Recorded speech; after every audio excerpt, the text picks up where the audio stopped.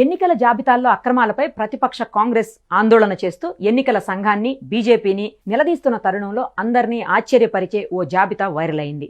ఉత్తరప్రదేశ్లోని వారణాసి లోక్సభ నియోజకవర్గం ఎన్నికల కమిషన్కు సంబంధించిన ఓ విచిత్రం వెలుగు చూసింది. ఓటు చోరీ జరిగిందని ఆరోపిస్తూ ప్రతిపక్షాలు కేంద్ర ఎన్నికల సంఘంపై రాజకీయ పోరాటం సాగిస్తున్న నేపథ్యంలో ఓ బ్రహ్మచారి సాధువుకు 50 మంది పిల్లలున్నట్లు చూపుతున్న ఓటరు జాబితా వెలుగులోకి వచ్చింది. ఆ స్వామీజీకి ఉన్నట్లు చెబుతున్న కుమారుల్లో అతి పెద్ద వయస్కుడికి 72 ఏళ్లు, అతి చిన్న వయస్కుడికి 28 ఏళ్లు ఉన్నాయి. తీవ్ర వివాదంగా మారిన ఈ వ్యవహారంపై ఆగ్రహం వ్యక్తం చేసిన కాంగ్రెస్ ఈసీ నిష్పాక్షికతపై అనుమానాన్ని వ్యక్తం చేసింది.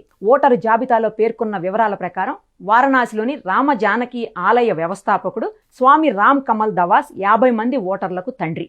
ఆయన చిన్న కుమారుడు రాఘవేంద్రకు 28 ఏళ్లు కాగా పెద్ద కుమారుడు బన్వారీ దాస్కు 72 ఏళ్లు. 50 ఏళ్ల స్వామి రామ్ కమల్ దాస్ అవివాహితులు. ఈసీ సృష్టించిన మరో అద్భుతం చూడండి.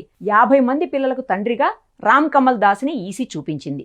ఇది చిన్న తప్పు అని ఈసీ కొట్టిపారేస్తుందా, మోసాన్ని అంగీకరిస్తుందా అని కాంగ్రెస్ ప్రశ్నిస్తోంది. ఇదిలా ఉంటే హైందవ మతానికి చెందిన స్వామీజీలు అనుసరించే ఆచారాలను అవమానించారంటూ కాంగ్రెస్ పై వారణాసిలోని స్వామీజీల సంఘం విరుచుకుపడింది. లోక్సభలో ప్రతిపక్ష నాయకుడు రాహుల్ గాంధీపై కోర్టుకు వెళతామని స్వామి జితేంద్రానంద సరస్వతి వెల్లడించారు. జానపద గాయని నేహా సింగ్ రాథోడ్, ఆర్జేడీ నాయకులు కంచన్ యాదవ్తో పాటు ఈ వ్యవహారంలో సామాజిక మాధ్యమం ద్వారా స్పందించిన కొందరు జర్నలిస్టులపైన ఫిర్యాదులు చేస్తామన్నారు. సనాతన ధర్మం ప్రకారం శిష్యులు తమ గురువు పేరును తండ్రి స్థానంలో పెట్టుకోవచ్చని స్వామి జితేంద్రానంద వెల్లడించారు. ఆధార్ కార్డులు, ఓటర్ కార్డుల్లో 70 ఏళ్ల వ్యక్తికి తండ్రిగా 50 ఏళ్ల గురువు ఉంటే తప్పు కాదన్నారు. ఇదే అంశంపై ఎన్నికల సంఘాన్ని కలుస్తామని ఆయన వెల్లడించారు.